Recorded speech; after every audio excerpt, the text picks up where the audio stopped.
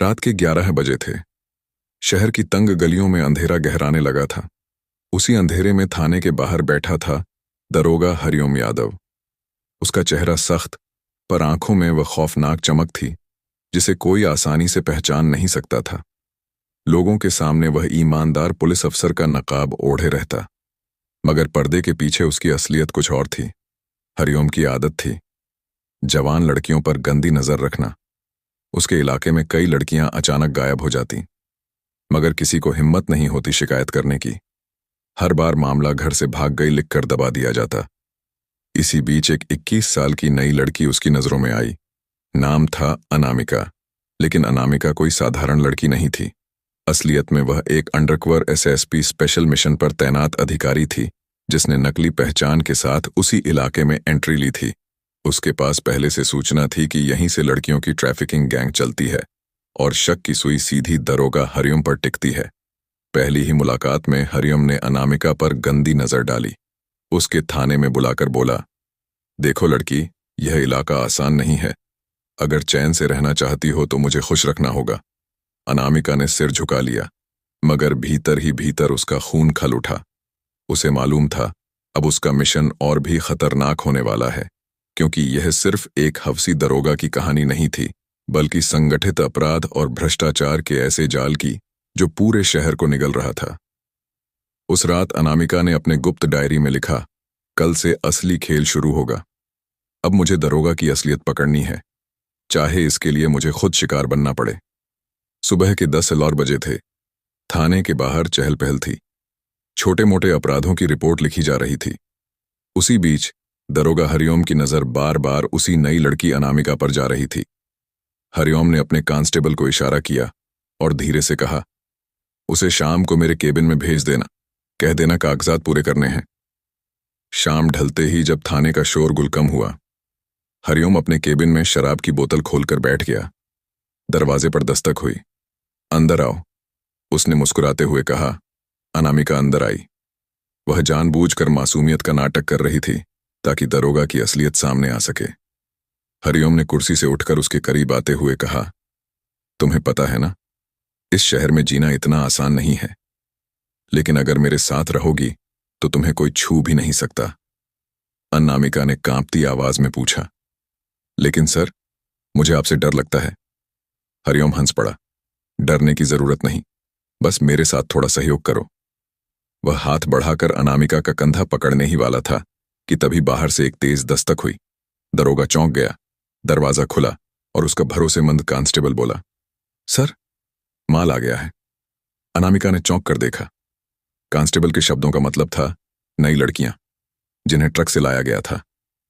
हरिओम ने गुस्से से फटकारा, बेवकूफ, यह वक्त बताने का नहीं था, बाहर इंतजार कर। लेकिन अनामिका ने सब सुन लिया था। उसके दिल की धड़कन तेज हो गई। अब उसे यकीन हो चुका था कि दरोगा सिर्फ हवसी नहीं, बल्कि लड़कियों की तस्करी के नेटवर्क का मुखिया भी है। उस रात अनामिका ने अपने खुफिया वायरलेस पर संदेश भेजा, कन्फर्म, दरोगा हरिओम ट्रैफिकिंग रैकेट से जुड़ा है। अगले कदम की तैयारी कर रही हूं।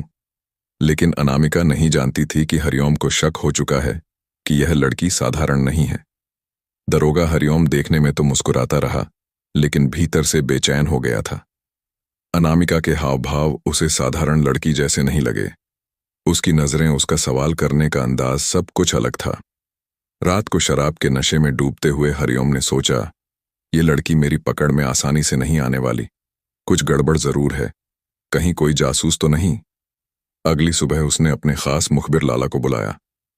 लाला अंडरवर्ल्ड से जुड़ा आदमी था जो हर काम गुपचुप ढंग से कर देता था। हरिओम ने धीमे स्वर में कहा, इस लड़की की पूरी जासूसी करो। कहाँ रहती है, किससे मिलती है, उसका अतीत क्या है, सब पता करो। लाला मुस्कुराया, समझ गया दरोगा जी, कल तक पूरी जानकारी आपके पास होगी। उधर अनामिका भी सतर्क थी। वह जानती थी कि अब हरिओम को उस पर शक हो चुका है, इसीलिए उसने अपनी चाल और भी सावधानी से चलनी शुरू कर दी। शाम को वह एक औरत से मिली, सलमा बेगम। सलमा की 16 साल की बेटी पिछले महीने अचानक गायब हो गई थी। रोते हुए सलमा ने कहा, बीबी जी, पुलिस ने तो रिपोर्ट तक नहीं लिखी। सब कहते हैं कि हमारी बेटी घर से भाग गई, लेकिन मैं जानती हूं उसे किसी ने उठा लिया है। अनामिका की आंखें भर आईं। उसने सलमा से वादा किया, मैं तुम्हारी बेटी को ढूंढ निकालूंगी, चाहे उसके पीछे कितना बड़ा खेल क्यों ना हो। उसी रात जब अनामिका सलमा के घर से निकली, दूर अंधेरे में कोई उसकी तस्वीरें ले रहा था। वह और कोई नहीं बल्कि लाला था।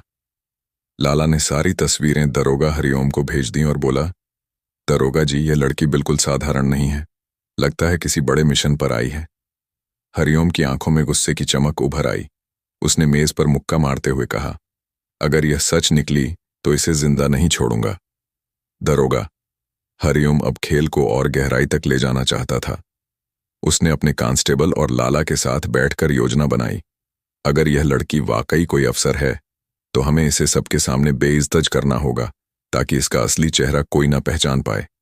हरिओम की आंखों में शैतानी चमक थी। इसी बीच थाने में एक केस आया। एक कॉलेज की लड़की पायल लापता हो गई थी। उसकी मां रोती बिलखती दरोगा से मदद मांग रही थी। हरिओम ने अनामिका को बुलाकर कहा, तुम इतनी होशियार हो तो जाकर ढूंढ कर लाओ उस लड़की को, शायद तुम्हारे काम आ जाए। अनामिका समझ गई कि यह कोई साधारण केस नहीं है। दरअसल हरिओम ने पहले ही पायल को अपने लोगों के हवाले कर दिया था। अब वह चाहता था कि अनामिका सीधे उसके जाल में फंसे। उस रात अनामिका एक खफिया सुराग के सहारे शहर के किनारे बने पुराने गोदाम तक पहुंची। दरवाजा अंधेरे में आधा खुला था। जैसे ही उसने कदम अंदर रखा, अचानक 4 नकाबपोश लोग बाहर निकल आए और उस पर हमला कर दिया। अनामिका ने पूरी ताकत से मुकाबला किया। उसके हाथ पैर तेज थे। उसने मार्शल आर्ट में ट्रेनिंग ली थी। 2 आदमियों को उसने नीचे गिरा दिया, लेकिन तभी तीसरे ने उसकी गर्दन पर रस्सी डाल दी। वह घुटने लगी, सांस रुकने लगी। तभी उसकी जेब से छोटा सा ब्लेड निकला। उसने रस्सी काटी और जोरदार वार करके भाग निकली। सांसें फूलती हुई वह पास के झाड़ियों में छुप गई। दूर से आवाज आई, भागने दो, अब दरोगा जी खुद इसका हिसाब करेंगे। अनामिका को पहली बार एहसास हुआ कि यह मिशन सिर्फ तस्करी का पर्दाफाश करने का नहीं था, यह जिंदगी और मौत की लड़ाई थी। उसने खुद से कसम खाई, अब चाहे कुछ भी हो, इस दरोगा को उसके असली चेहरे के साथ दुनिया के सामने लाऊंगी। अगली सुबह अनामिका ने तय किया कि अब सिर्फ शक्ल और अंदाजों से काम नहीं चलेगा, उसके पास पुख्ता सबूत होने चाहिए। उसने अपने खुफिया नेटवर्क से संपर्क किया। एक साथी ने उसे सूचना दी, दरोगा हरिओम का असली अड्डा थाने में नहीं है, बल्कि शहर से बाहर पुराने कोल्ड स्टोरेज में है। वहीं लड़कियों को रखकर आगे बेचने के लिए भेजा जाता है। रात के अंधेरे में अनामिका नकली मजदूर का भेष बनाकर उस कोल्ड स्टोरेज तक पहुंची। चारों तरफ ऊंची दीवारें और गार्ड्स तैनात थे।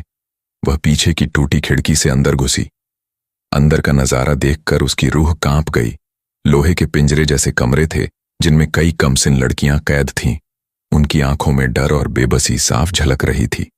किसी की उम्र 14 साल थी, किसी की 17। एक लड़की फुसफुसाई, दीदी हमें यहां से निकाल लो, हमें कल रात ट्रक में चढ़ाकर कहीं दूर ले जाने वाले हैं। अनामिका के दिल में आग जल उठी, लेकिन तभी उसने एक और चीज देखी। कोल्ड स्टोरेज के दफ्तर में दरोगा हरिओम की तस्वीरें कई बड़े नेताओं और अफसरों के साथ लगी थीं। फाइलों में मोटी रकम के लेन देन के कागज थे। यानी यह सिर्फ दरोगा का धंधा नहीं था, बल्कि पूरे सिस्टम की मिलीभगत थी। अनामिका जैसे ही एक फाइल कैमरे में कैद करने लगी, पीछे से आवाज आई, लगता है चूहा हमारे जाल में आ गया। उसने पलटकर देखा, दरोगा हरिओम खुद बंदूक ताने खड़ा था। उसके पीछे उसके लोग भी थे। हरिओम ने ठंडी मुस्कान के साथ कहा, अब मुझे यकीन हो गया कि तू साधारण लड़की नहीं बल्कि कोई पुलिस या गिद्ध है, लेकिन तू भूल गई कि यहां शिकार गिद्ध नहीं लोमड़ी करती है। अनामिका का दिल धड़क उठा। अब वह सीधा दरोगा के शिकंजे में थी। अनामिका अब दरोगा हरिओम और उसके गुर्गों के घेरे में थी। हथियारों से लैस चारों तरफ लोग खड़े थे। हरिओम ने मुस्कुराते हुए कहा, तुझे लगा कि तू मुझे पकड़ लेगी? यह शहर मेरी मुट्ठी में है। यहां से लेकर ऊपर तक सब मेरी जेब में है। नेता, अफसर, पत्रकार, सब तू तो बस एक मोहरा है। वह नजदीक आया और अनामिका के चेहरे को घूरते हुए बोला, जती है, मैंने कितनी लड़कियों को इस धंधे में झोंका है। 100 से भी ज्यादा किसी की चीख किसी ने नहीं सुनी, क्योंकि मैं दरोगा हूं, कानून मेरे हाथ में है। अनामिका का गुस्सा फूट पड़ा, लेकिन उसने खुद को संभाल लिया। उसका दिमाग तेजी से चल रहा था। वह जानती थी कि यहां से सीधे टक्कर लेकर निकलना असंभव है। उसने मासूमियत का नाटक करते हुए कहा, दरोगा जी, आप जैसा ताकतवर आदमी अगर मेरा सहारा बन जाए तो मुझे और क्या चाहिए। आप चाहे तो मैं आपकी मदद कर सकती हूं। हरिओम ठहाका मारकर हंसा। देखो, ये हुई ना समझदारी वाली बात। अगर तू मेरे काम आएगी तो मैं तुझे रानी बना दूंगा। बाकी औरतों की तरह तू भी मेरी खिलौना बनेगी, लेकिन तुझे इज्जत भी दूंगा। अनामिका ने सिर झुका लिया, लेकिन उसी पल उसने अपने कलाई बैंड पर लगा गुप्त रिकॉर्डर ऑन कर दिया। दरोगा की हर गंदी बात, हर इकरार अब रिकॉर्ड हो रहा था। वह धीरे धीरे बोली, तो आप ही वह आदमी हैं जो इन लड़कियों की तस्करी करते हैं। हरिओम ने गर्व से कहा, हां, मैं ही हूं, और कोई मुझे पकड़ नहीं सकता। अनामिका के होठों पर हल्की मुस्कान उभरी। उसे पता था यह इकरार ही उसके केस का सबसे बड़ा हथियार बनने वाला है। लेकिन तभी दरोगा हरिओम ने इशारा किया और उसके गुर्गों ने अनामिका को पकड़कर रस्सियों से बांध दिया। हरिओम ने धीरे से फुसफुसाया, तेरी आंखों में मुझे अब भी बगावत दिखती है। कल तक तुझे बेच दूंगा ताकि तू हमेशा के लिए चुप हो जाए। अनामिका ने भीतर ही भीतर कसम खाई, चाहे जान चली जाए, लेकिन इन लड़कियों को इस हैवान से आजाद कराऊंगी। रात गहरी हो चली थी। कोल्ड स्टोरेज के अंदर सब कुछ शांत और घुटन भरा था, पर अनामिका के दिमाग में तूफान उठ रहा था। रस्सियों से बंधकर भी उसके होश बिल्कुल जगे हुए थे। उसने हर चीज ध्यान से देखी। दरोगा हरिओम का खौफनाक चेहरा, गुर्गों की स्थितियां, कमरे की खिड़कियों और गार्डों की ड्यूटी शिफ्ट। उसकी जेब में रिकॉर्डर चालू था। हरिओम की गंदी बातें, रकम के कागज, नेताओं के फोटो, सब कुछ रिकॉर्ड हो चुका था। पर रिकॉर्ड ही पर्याप्त नहीं था। उसे उन लड़कियों को वहां से छुड़ाना था, और वह भी बिना सीधे टकराए, क्योंकि टकराव का मतलब कई बेगुनाहों की मौत हो सकता था। अनामिका ने अपनी सांसें धीमी की और रचना शुरू की। एक ऐसी चाल जो सिर्फ दिमाग से मारी जाती है, बल से नहीं। पहला कदम भरोसा जाल में बदलना। उसने धीरे से हरिओम की ओर देखा और मन ही मन बोली, से मौत से डरना। अगर मैं तुम्हारी मदद करूंगी तो तुम मुझे छोड़ दोगे। हरिओम ने बार बार सुना हुआ अभिमान दिखाया और बोला, ठीक है, कल सुबह मैं फैसला कर दूंगा। अनामिका ने उसी पल अपने चेहरे पर आंसू के कुछ कतरे पोंछे। नाटक इतना स्वाभाविक था कि गुर्गों के दिल में हल्की सहानुभूति जाग उठी। एक पक्का मनोवैज्ञानिक नियम, जब शिकार आत्मसमर्पण करता दिखे तो शिकारी सावधान हो जाता है। दूसरा कदम, शक और झगड़ा उगाड़ना। अनामिका ने धीमे से लाला का नाम लिया, जिस पर हरिओम भरोसा करता था। उसने भीड़ में यह अफवाह दौड़वा दी कि लाला कुछ काम छिपा कर रहा है। वह दरोगा की रकम में कटौती चाह रहा है। गुर्गों के बीच खफा और शंका फैल गई।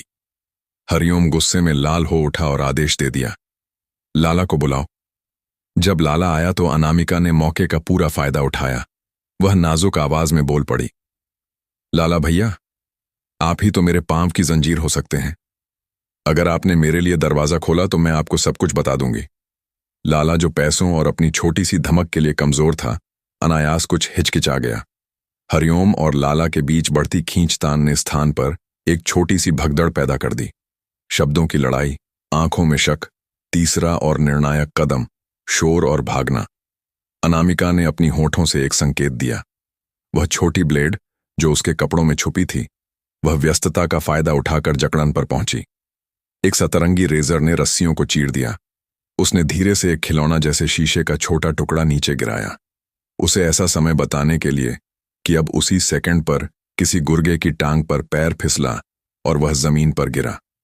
लाला और हरिओम उधर मुड़े और अनामिका ने छलांग लगाकर पास की एक पिंजरे की चाबी खींच ली। भागो। अब उसने लड़कियों को फुसफुसाकर कहा। छोटी छोटी कदमों की आवाजें, डर, आशा और हिम्मत सब मिलाकर कोल्ड स्टोरेज में एक तूफान बन गई।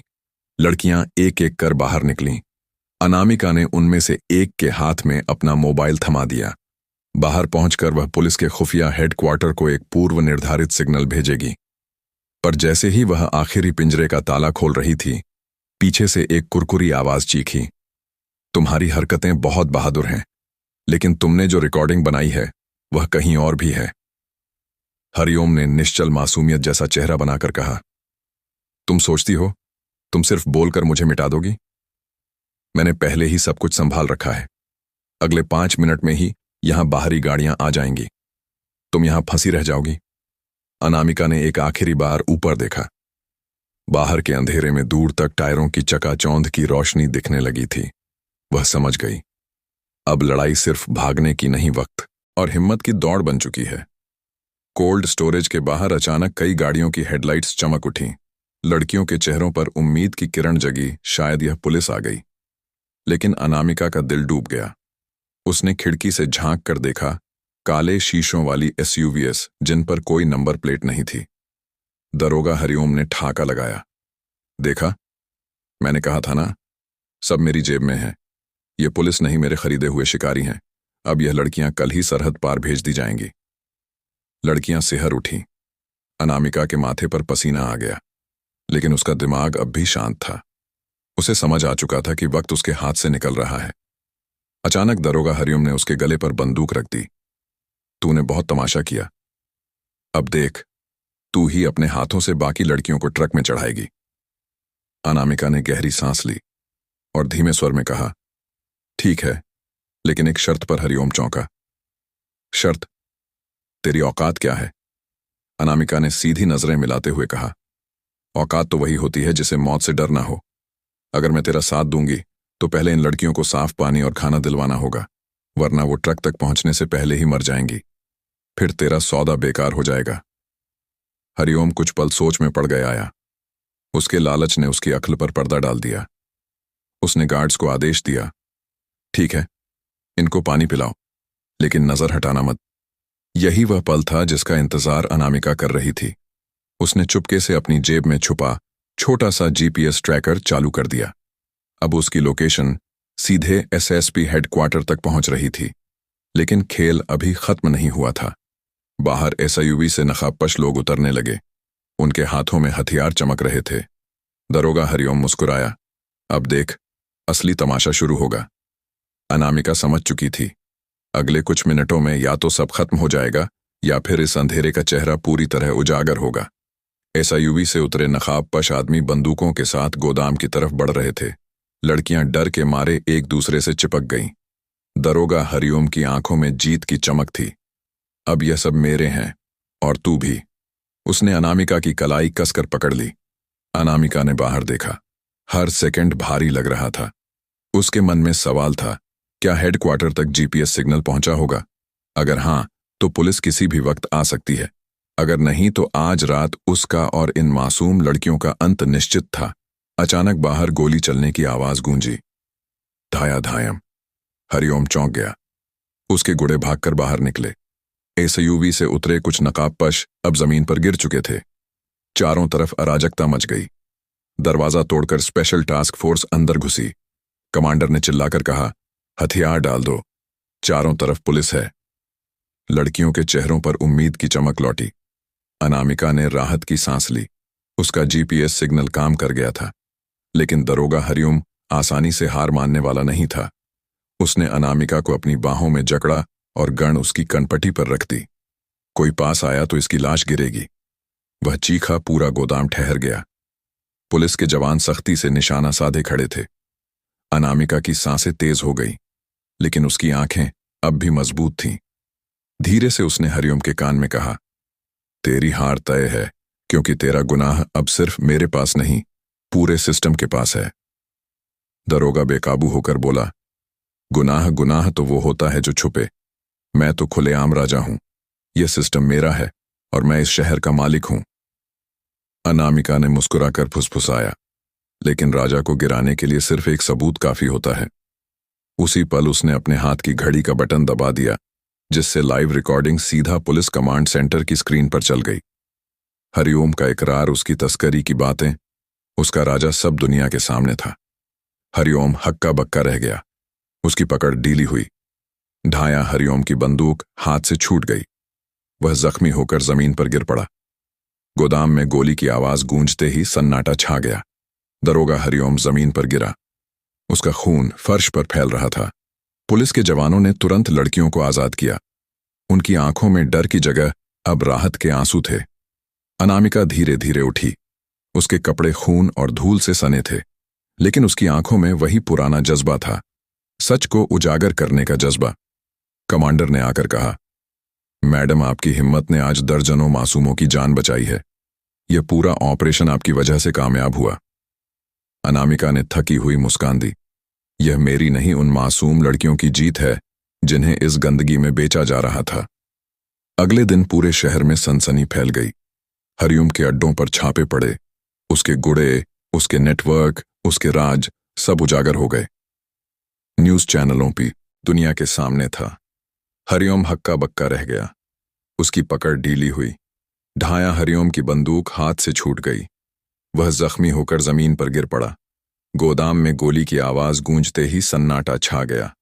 दरोगा हरिओम जमीन पर गिरा। उसका खून फर्श पर फैल रहा था। पुलिस के जवानों ने तुरंत लड़कियों को आजाद किया।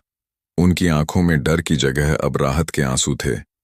अनामिका धीरे धीरे उठी। उसके कपड़े खून और धूल से सने थे, लेकिन उसकी आंखों में वही पुराना जज्बा था, सच को उजागर करने का जज्बा। कमांडर ने आकर कहा, मैडम, आपकी हिम्मत ने आज दर्जनों मासूमों की जान बचाई है। यह पूरा ऑपरेशन आपकी वजह से कामयाब हुआ। अनामिका ने थकी हुई मुस्कान दी। यह मेरी नहीं, उन मासूम लड़कियों की जीत है जिन्हें इस गंदगी में बेचा जा रहा था। अगले दिन पूरे शहर में सनसनी फैल गई।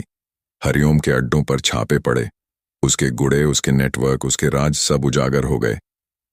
न्यूज चैनलों पर अनामिका का नाम गूंज रहा था। जांबाज पत्रकार ने उजागर किया तस्करी का साम्राज्य। लेकिन अनामिका जानती थी कि लड़ाई यहीं खत्म नहीं हुई है, क्योंकि हरिओम तो एक चेहरा था। असल अंधेरा अभी भी सिस्टम के अंदर छिपा हुआ था। रात को जब वह अपनी रिपोर्ट फाइनल कर रही थी, उसके पास एक सीलबंद लिफाफा आया। उसमें सिर्फ एक पंक्ति लिखी थी, राजा गिरा, लेकिन खेल अभी बाकी है। अनामिका ने कागज को देखा। उसके चेहरे पर हल्की मुस्कान आई, तो फिर मैं भी तैयार हूं। और उसकी कलम ने एक नई रिपोर्ट लिखनी शुरू कर दी। अंधेरे के अगले चेहरे